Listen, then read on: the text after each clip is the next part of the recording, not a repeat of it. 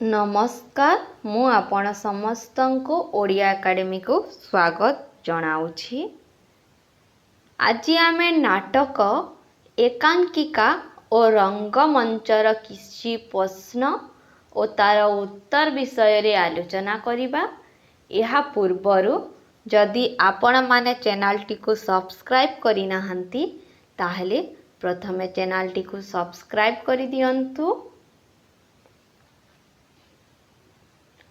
प्रश्न नंबर 1 पंचम वेद भावरे काहाको ग्रहण करा जाइछि।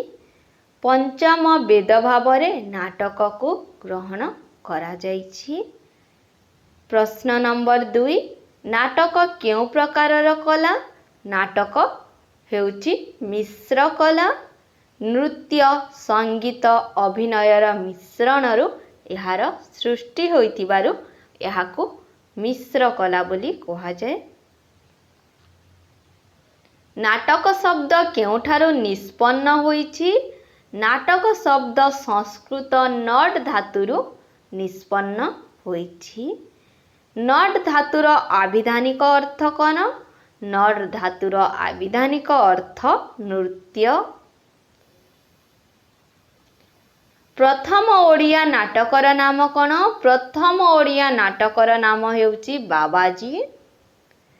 बाबाजी नाटकर रचयिता किए? बाबाजी नाटकर रचयिता जगमोहन लाला। बाबाजी नाटकर रचना काल केबे? बाबाजी नाटकर रचना काल 1877।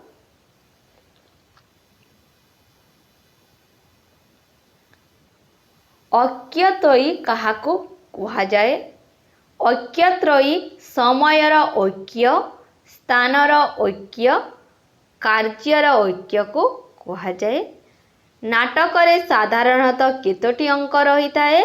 नाटकरे साधारणतः 5टी अंक रही थाए। 5टी अंकरु अधिक अंक थिबा नाटक को कौन कुहा जाए? 5टी अंकरु अधिक अंक थिबा नाटक को महानाटक कुहा जाए।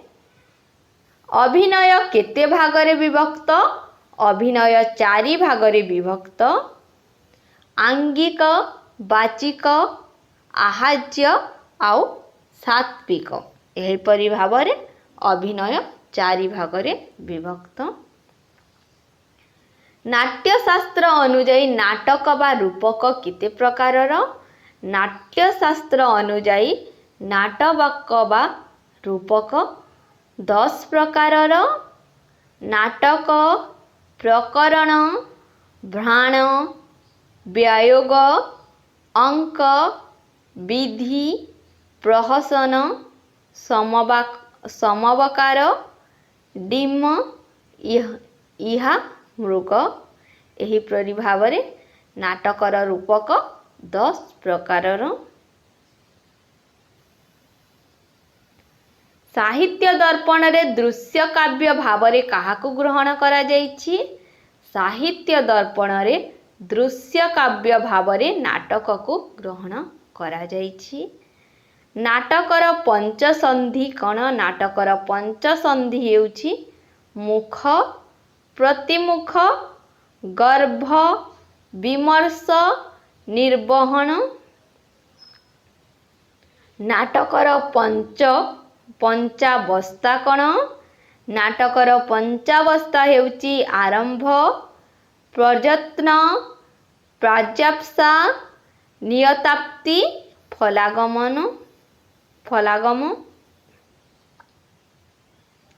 नाटकर प्रस्तावना रे कौन थाए?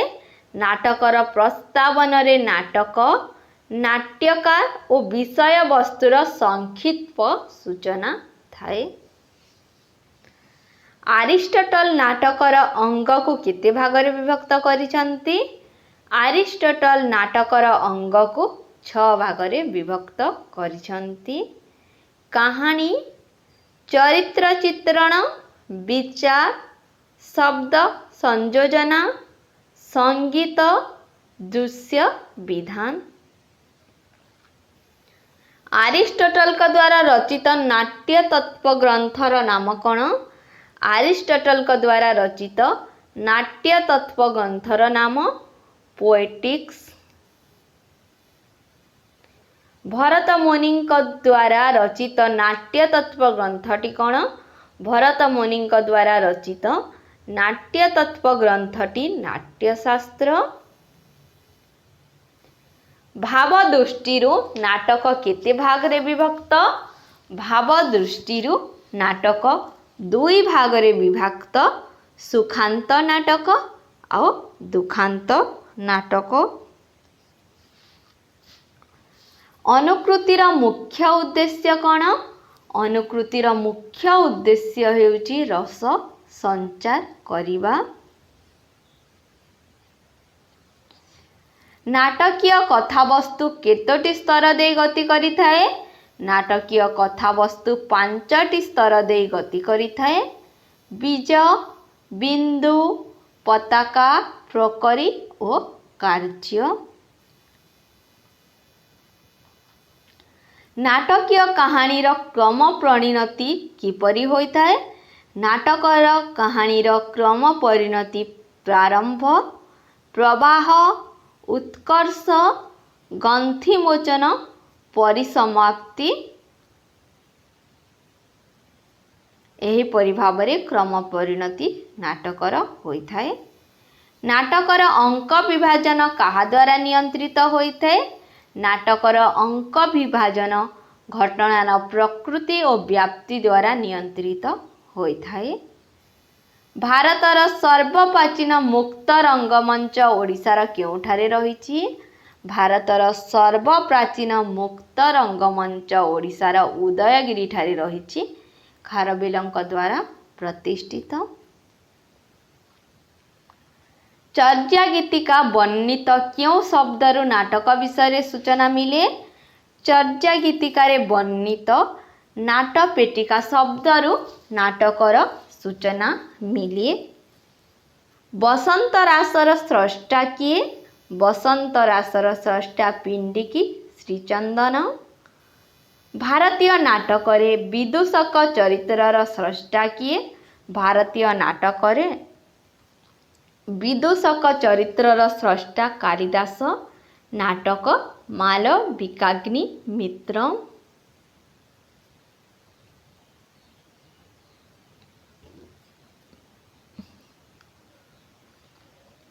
रघुनाथ परिच्छांक गोपीनाथ वल्लभ नाटकर रचना काल केबे?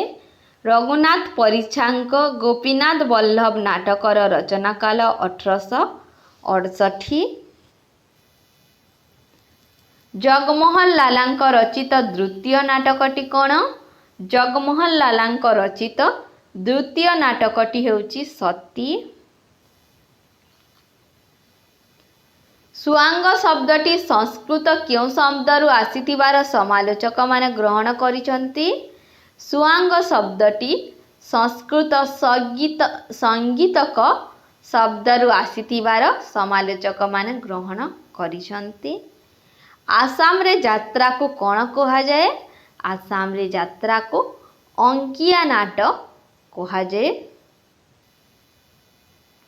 जयदेवଙ୍କ गीत गोविंद को चमत्कार कृष्ण यात्रा बोली क्यों विदेशी मत देइछंती?